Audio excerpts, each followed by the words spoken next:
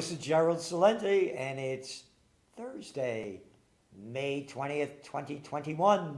And here are some of today's trends in the news. On the market front. Well, the markets went up today, down yesterday. Even though the market's been going down, the Dow, it's still, it's up over, only down about 2.5%. But the big story is the thing is ready to unravel as we see it. Because today, or yesterday, the Fed came out and they're hinting higher interest rates. And remember, let's just go back a couple of weeks ago when Janet Yellen, the Treasury Secretary, the former head of the banksters group over there, the Federal Reserve. Again, get this in your head, everybody. They're not federal, as you know, and they're not reserving anything. They're criminal bandits that keep stealing our dough. Too big to fail, they take the money and give it to their buddies. It's a private banking organization.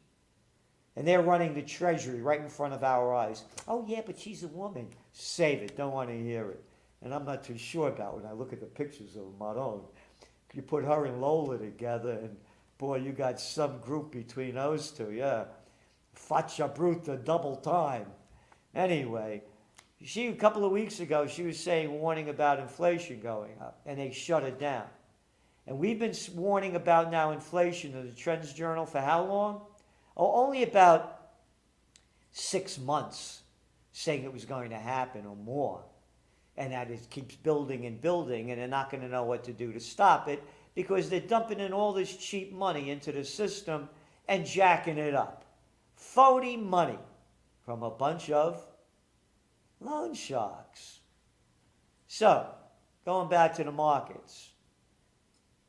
Oil went down because they say Iran's going to be coming in and that's going to put more, they're going to get rid of the sanctions on them and that's going to put more supply into the system while demand is down. You know what that is? Bullshit. You got it. Demand is down. This thing isn't recuperating. It's not bouncing back. Oh, it'll come back. Oh, it'll come back. Remember all the shitheads were saying that last year? Oh, it'll come back. It's not coming back. It's coming back. There's the Biden bounce. Yeah, it's going to look better than it was. And it was terrible. And then gold prices. Now you're hearing JP Morgan Chase, other ones saying, hey, Bitcoin's going down and gold's going to go up. Yeah? How long have we been saying that? And why we've been saying it? U.S. Treasury, U.S. Treasury, the bankster mob calls for stricter cryptocurrency compliance with IRS, says they pose tax evasion risk. Yeah, like these other son of a bitches, these big corporations that don't pay anything. Like what did Amazon pay last year? I forgot, like next to nothing. Or they got money back. And they're bringing the money into Ireland. And how about Delaware? What did Delaware wear? I don't know, but Biden's from there, sucking off the public tit all his life. That Biden, yeah, that Biden. And they go to Delaware so they don't have to pay taxes. Or let's go to the Cayman Islands. This is nothing more than because what they want to do, and I've been saying it from the beginning, is they're going to regulate cryptos because they're getting into the market. And Fed this summer will take another step in developing a digital currency. No kidding. Oh, what did we have? What was one of our covers of the Trends Journal about a year ago? Going from dirty cash to digital trash? They don't want the competition. So where's Bitcoin? And they're going to go up, they're going to go down, but they're going to die when the government stop it from happening. And that's what happened this week. First, that guy Musk came out, shot his mouth off about getting out now. You can't buy a car with Bitcoin. And then the Chinese government came out putting more regulations on it. So that's where it's going to go. And as I've been saying, if there were no cryptocurrencies, gold prices would be at $3,000 easily, if not higher. So, again, it's in your Trends Journal. Where is it going? Bitcoin paired its gains briefly, dipped into negative territory on Thursday amid news that the Treasury Department is setting forth its crackdown efforts. All right? And then you read into these things, and again, yeah, I got to read all this crap. Where is it here? Last line, CNBC story. 1, 2, 3, 4th page, all the way down the bottom. Democrats and Republicans alike have made cryptocurrency regulation a top priority in 2021. I love this. And other digital assets spark concern of market manipulation and uninformed retail investments. Market manipulation? Like the whole thing isn't rigged now. What are those things called? Stock buybacks? Oh, yeah. Oh, yeah. No, yeah, come on. What are you kidding me? They're rigging the markets all the time. What else do we got here? Oh, yeah. The sell-off in Bitcoin undermines the case of cryptocurrencies. This is from today's Wall Street Journal. So you see where they're going with this. To begin with, the volatility of cryptocurrency is a major drawback. For a speculative risk asset, volatility is something desirable. For a currency, it most decidedly isn't. Secondly, the apparent cause of the most recent volatility is troubling. On Tuesday, 3 Chinese industry bodies issued a joint notice barring Chinese financial institutions and payments companies from accepting cryptocurrencies. China is at the lead of coming out with their digital trash. Now they could track every penny you spent, where you spent it, how you spent it, who you spent it on, it, right? This thing more technocracy. And by the way, the technocracy trend forecast in the Trends Journal, a whole section by Joe Duran, is you won't find it anywhere else in the world in technocracy, what we're doing, putting it all together. A lot of people are doing great things with it, don't get me wrong.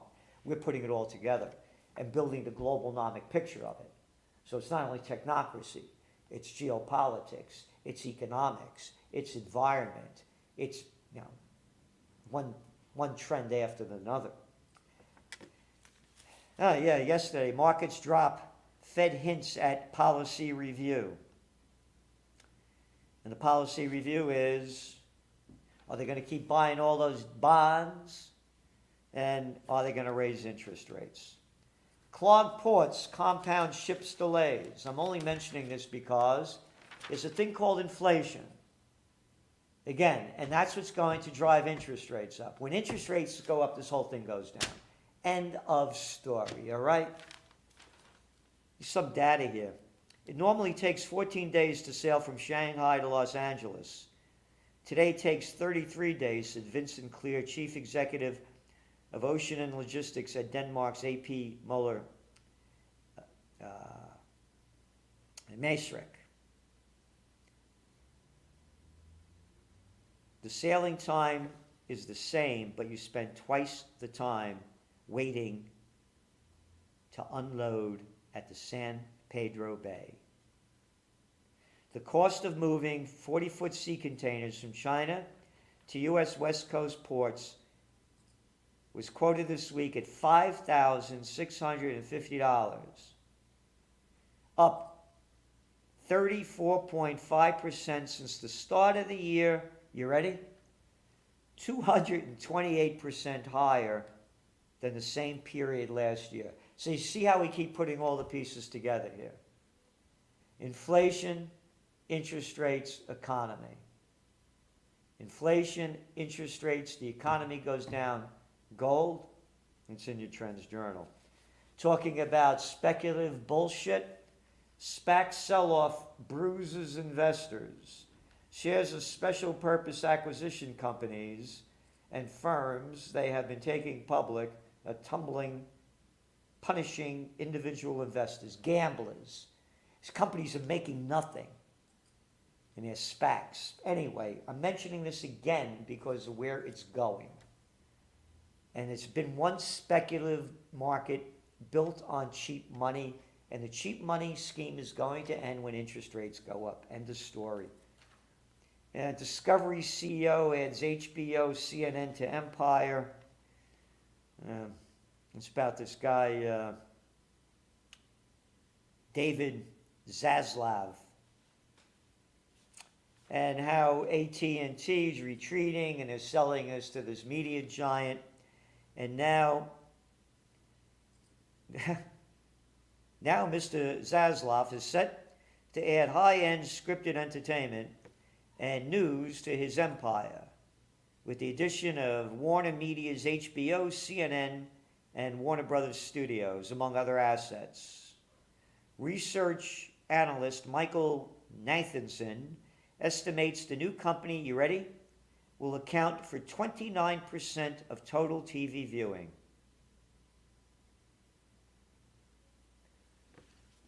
The bigs are taking over everything. We go week after week. The bigs have gotten bigger. Everybody else has gotten smaller. And now you're not getting information. You're only getting propaganda.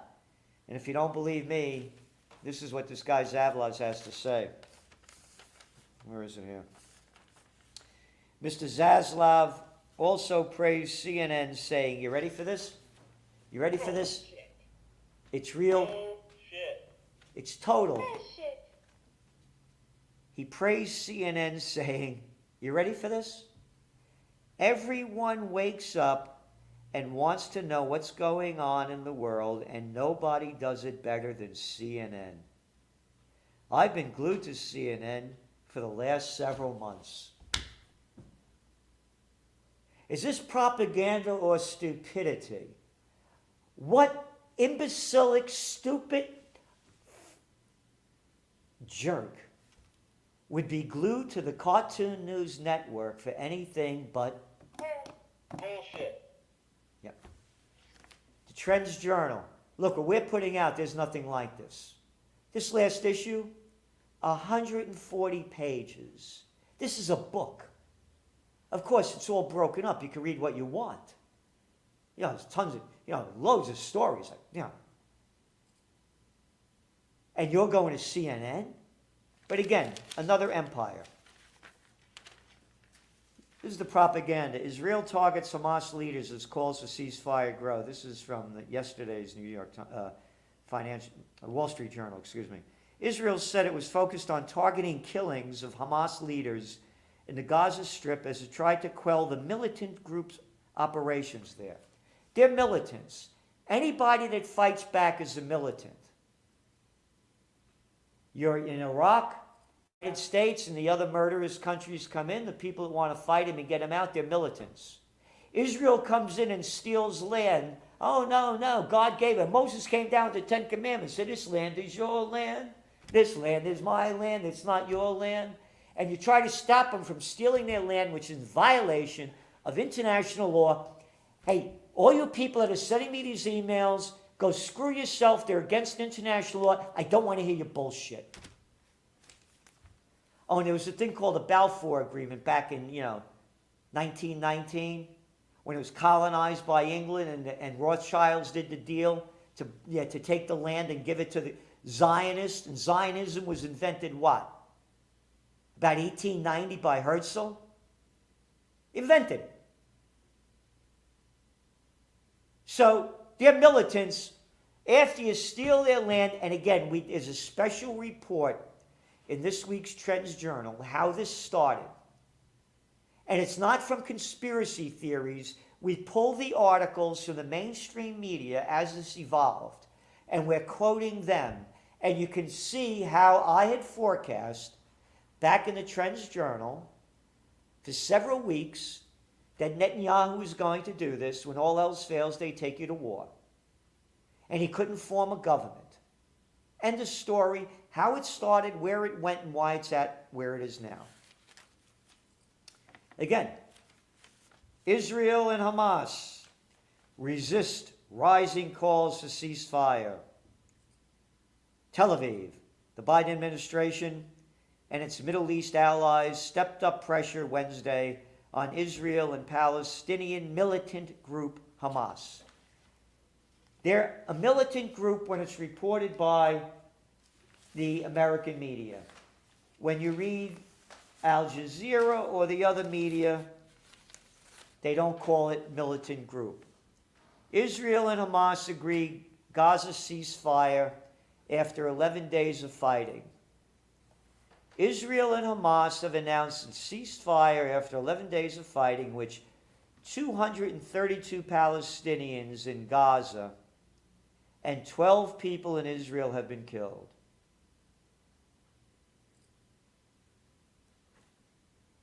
And they destroyed so much of Gaza, blew up the AP, Al Jazeera, big tall building, gave them an hour to get out. You have all your stuff that you own, and you have an hour to get out. Also, people lived in that building. And they never provided proof. And bullshit Blinken said, and we get it, it's in the Trends Journal. Well, we have it, but we can't tell you what it is. Go screw yourself. I'm an American citizen. No, you're not. All you are is a worker on the global plantation of slave land here, and we'll steal your money from you. Fauci clarifies guidance. To mask up or not mask up? This is still the question. For many in the United States, Dr. Anthony Fauci, the nation's top infectious... Fuck you with this nation's top infectious disease. Who the fuck are you to... Who? This is the... That's why that guy watches CNN. How about the top fraud, bullshit piece of crap? Anyway, said on Wednesday that people were misinterpreting the most recent guidance from the Centers of Disease Control and Prevention. He told Axios, it's an assurance to those who are vaccinated that they can feel safe and be outdoors and indoors. But those aren't the people if they're not. And then you keep going on, and you keep reading from these certain experts. CDC new mask guidelines could actually increase risk of spreading. They're changing this shit every day. And then there's this guy, Duchin, and he goes on to say, both vaccinated and unvaccinated people are probably safe outdoors without masks. Then why are you having us wearing masks if you're unvaccinated? Because, again, we write in the Trends Journal, again, from mainstream media and other experts saying your chances of getting it outdoors are like 1%.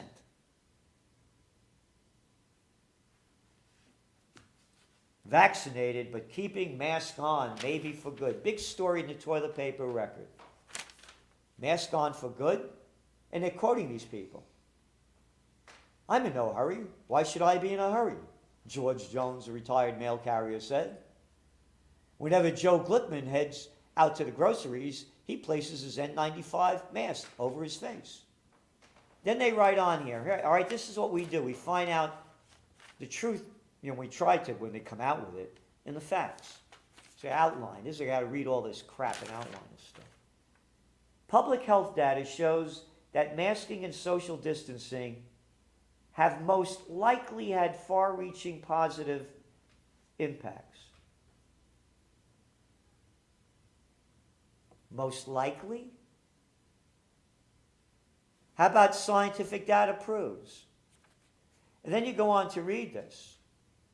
While over 34,000 adults died from influenza in 2018 and 2019 season, this year deaths are on track to remain in the hundreds. So nobody died of the virus this year. They didn't get it at all. COVID killed them. And you know what that is. Bullshit. And talking about more bullshit, prime piece of scum crap, asshole, scumbag, bullshit, moron, dictator, Scott Morrison defended his Fortress Australia COVID-19 restrictions on Tuesday as he plans to close borders for another year to create, all right? Everyone is keen to get back to a time that we once knew, the leader said. Leader. Can you imagine these shitheads are leading us? The reality is we're living this year in a pandemic that's worse than last year. Okay, this is the data. I just looked it up before I got on the air. Australia, 25 million people. Over 16 months, 910 dead. 910 dead, and they screw up the whole country. Remember little Danny Andrews? One little piece of fucking crap after another. Yes, fucking crap. To destroy the lives of tens of millions, hundreds of millions of people around the world. For what? All right? Another fact right from the government's data in Australia. 910 people dead. 700 of them are over 80 years old. EU moves to vaccinate tourists. That's right, you got your vax, you could come. Sweden records more than 30,000 cases of side effects tied to the drug. Got a whole lot more here. Whole lot more. Whole lot more, whole lot more, whole lot more, whole lot more. What am I going to give you over here before we say goodbye? Talking about dictators and scumbags, it's one big club and you ain't in it that support them. Cuomo's book deal payday, $5 million for a piece of shit book that sold the grand total of 50,000 hardcover books. Bill Clinton sold his autobiography of how I'm a lying, dirty piece of scumbag crap who sold out America, gave you NAFTA so you lost all your jobs. And then I brought China into the World Trade Organization, so you lost another 3.5 million of them. And how I got caught down and getting a blowjob isn't sex. And what else? So bombing the shit out of Iraq, killing over 500,000 Iraqi children under the age of 5 because of his sanctions. And Madeline Not All That Bright, another murderer, quoted on CBS with Leslie Stahl on 60 Minutes saying the price of the dead was worth it. Yeah, that Bill Clinton, the Serbian War, that he loved that one. A murderous piece of crap scum. He got 15 million. And Obama, Michelle Obama, and Barack, $65 million to the Nobel Peace of Crap Prize winner.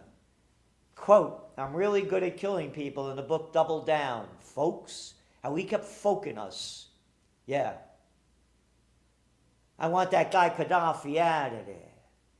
I want that guy, they gotta go. That's his words. Assad has to go. Gaddafi has to go.